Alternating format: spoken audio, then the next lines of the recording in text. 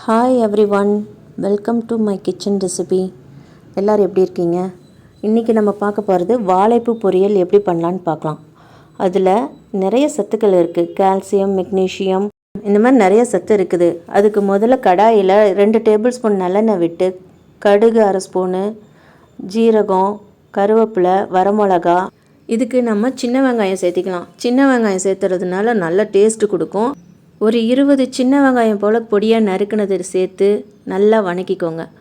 இதில் வாழைப்பூ ஒன்று எடுத்து நல்லா சுத்தம் செய்து பொடியாக நறுக்கி மோர் தண்ணியில் போட்டு உப்பு, மஞ்சத்தூள் போட்டு நல்லா கழுவி வாஷ் பண்ணி எடுத்துக்கோங்க.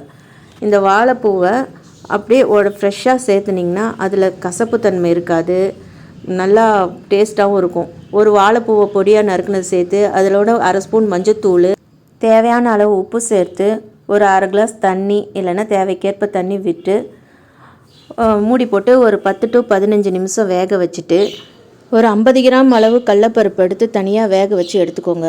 இதோட தேங்காய் ஒரு 10 சில்லு எடுத்து 1/2 ஸ்பூன் சோம்பு சேர்த்து அதை தனியாக அரைச்சி வச்சுக்கோங்க. இந்த கடலப்பருப்பு, தேங்காய் இதெல்லாம் போட்டு பொடியாக நறுக்குன மல்லித்தலை இதெல்லாம் போட்டு ஒரு 5 நிமிஷம் மூடி போட்டு வேக வச்சுட்டா சூடான சுவையான வாழைப்பூ பொரியல் தயாராகிடுங்க. இது வாரம் ஒரு முறை நம்ம உணவுல சேர்த்துக்கும் போது நம்மளுக்கு உடல் ஆரோக்கியம் கிடைக்குங்க. இந்த வீடியோ உங்களுக்கு பிடிச்சிருந்தா மை கிச்சன் ரெசிபி சேனலை சப்ஸ்கிரைப் பண்ணுங்கள், மறக்காமல் கமெண்ட் பண்ணுங்கள், ஷேர் பண்ணுங்கள், லைக் பண்ணுங்கள். Thank you all.